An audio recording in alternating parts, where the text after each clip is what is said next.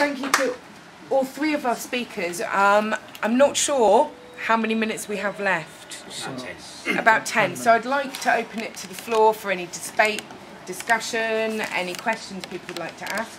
The two gentlemen at the back. First, the gentleman in the blue shirt and then the white shirt. Have you guys heard of Positive Money?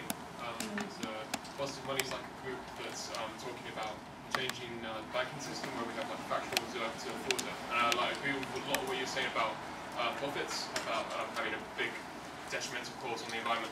But another thing is like the way our banks are structured, in that like 97% of money is issued as debt, and I'd really recommend having a look at Positive Money's campaigns and their websites, because I think it links up a lot with this about changing our money system. Because we're going to have money, we're probably going to have money, like even if our system changes to some eco, you know what I mean? Like even if our system changes something nice, we're still probably going to have money as a form of currency, yeah? But if the money can start being positive, instead of every time you use money or every time you take it from a bank, it's causing environmental damage. So yeah, I just thought I'd mention that in tandem with all the profits stuff we talked about. What I will do is take the contributions from the two other people that had their arms raised and then go back to the speakers. So the gentleman in the white top and the lady in the check. Woman. My name is Michael Phillips. I know Ray Anderson personally, you to the right. He put forward the proposal of restorative economics. So this is actually putting the country into a position where it restored all its damage year by year. And you can see a number of corporates, only very, very few, who are beginning to look at restorative economics. So it's a power that you cannot change at the moment, and one which one should use. Within the facility of economics, we have some very powerful figures that came out from the group that discussed tax evasion last night in the plenary. The gentleman that presented the information was talking about a figure of £17 trillion worldwide being ripped out of the economy for those that are wealthy. You also have at the moment a UN report which has just been published which calculates the damage done by the multinationals and corporates. They estimate $17 trillion per annum. Add it together and realise it's an underestimate. There's at least $50 trillion of economic damage, environmental damage done every year by these corporates. Now if we actually put all of that together and target capitalism and economists with capital figures and economics, then you have a powerful argument which makes sense to a lot of people, and those people are unfortunately the people that make the decisions. I feel that the discussion tonight has been so diverse, I would come out of this room without knowing what no one's going to do. I like the idea of positive money, except you can't use the banking systems now, because every pound you put into the banking system is used to encourage the very system that you don't like. So we need to look at things like charity banks and micro loans and things like that, which will actually generate income for the people that need it, rather than the corporates that have done all the damage in the first place. One final point I may, and that is that perhaps the principles that are embodied within the natural step and the system conditions therein are those that can generate a very, very powerful framework for us to achieve some really significant changes. Okay, thank you. Now we've identified the problem, perhaps we should be asking what the Green Left can do about it, and perhaps I could ask you what your the panelists, what would be their manifesto, Green Left manifesto, what would be the first thing that they would want to see in it, the key thing for them? I do want to point out at this point that Green Left does not have a party line. You know, that's one thing. Derek talked a lot about the fact that we're not a far left organisation. Well, so I'll ask the panel what they would like to do, but it would, yeah. Okay. Well, yeah, I mean, in a certain sense, I'd be proud to say I'm on the far left. I'm proud to say I'm a Green, but you know, if you've got stuff that is not creating change, you need to look at what you're doing. And I really piss off my publishers by saying to people, don't buy it, get it from the library. But that's my kind of quite detailed manifesto. We've got to look at the political change, and I think there's a danger of being utopian in the worst sense and saying, well, we could change this and we could do that, and having some like big blueprint, you know, of how everything's going to work. And what we have to do and look is what's politically effective. So for example, if we look at tax evasion, something that's been great is UK Uncuts. And all the time it's about politics. It's not about designing something that will work just so. It's recognising there's politics. So if we look at the banking system, we know that Mrs Thatcher got rid of a lot of the regulation so that they could go into all these sort of complex forms of gambling, that building societies could be turned into banks instead of being mutual institutions, which is what socialism and ecology is about, economic democracy. And instead of having a reserve asset ratio where you had to keep 10% in liquid cash to keep it going, she tore all of that up. That's class warfare, that's political struggle. She tore up the rules. And one of my favourite economists, rather shamefully, is Mervyn King, who's very much right-wing, technocrat and so on.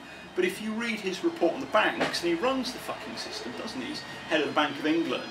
He said that the banking system in Britain is built to fail, that there are only 4 or 5 banks, they've got assets which are multiples of the UK economy, and they know that if they take risks with all these credit default swaps and so on, if they go under, if they lose, the government has got to bail them out because they're too big to fail, and you need to break up the banks and do all of this. And there is a whole argument about debt-based money and so on and so forth. However, we have a holistic economic system. It's not saying simply there's a problem with the banks or corporations, that you have a whole system and the banks are the kidney or the heart of it, but they're only part of the system. And to me, what you want is simply democracy, that you're never going to have perfect equality. Let's not worry about philosophical debates on it, but broadly, we human beings need to have roughly equal ownership of the economy, and you know, that to me is what communism's about. And if you think that's revolutionary and shocking, you know, look at something like John Lewis Group, and there's all sorts of problems with it, but the workers who work for that have some share in the partnership.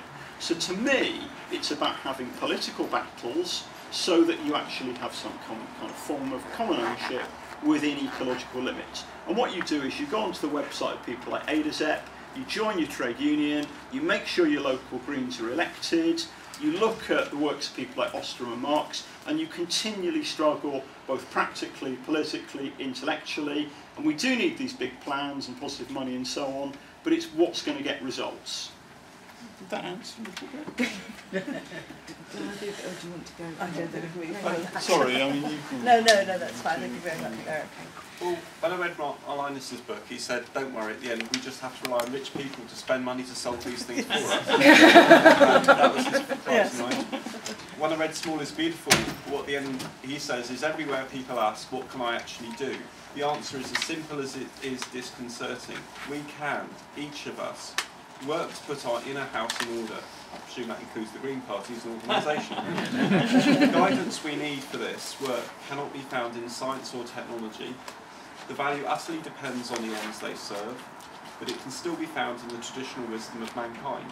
So ultimately, I have hope that we can do it, and I think that fundamentally is what drives me. And I would say do something, but also do political things. If you ask me what positive solutions I would set out, I'd say look at the concept of industrial ecology, but rather than co-locating a coal-fired power station and then using the PFA to make cement and then burning lots of trees to fund the whole thing, you can do it in terms of reuse, recycling, in terms of renewable energy, in terms of waste reduction, and the way that it's being put by the London Community Resource Network is we need to set up a re-economy.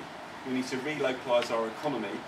And if we develop new forms of production, as Derek said we need to do, the question is where should they be and at what scale? I think they should be small scale and they should be local and they should be where we are, and they should ideally be appropriate technology rather than high tech, so we focus on investment in new approaches together with employing people and paying people to do it. So the real technology is us.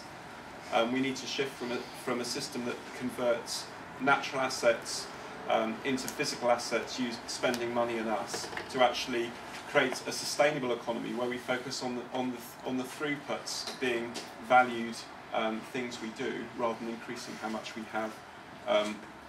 I just ended with a political challenge, which is Caroline Lucas and others wrote a tremendous thing called the Green New Deal, which was a very economic measure. It was a challenge to current capitalist economics, using quantitative easing to encourage retrofit of all the homes in the UK, creating jobs.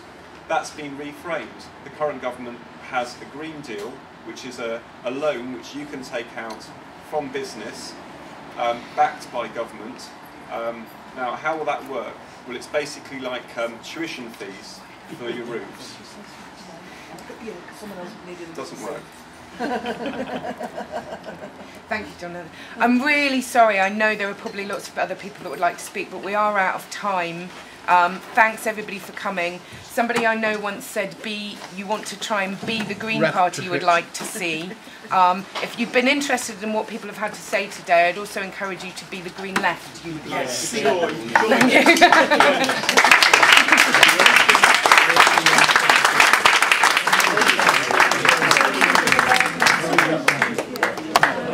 To understand the positive money issue a bit easier, go to YouTube, look at Money is Debt videos on there.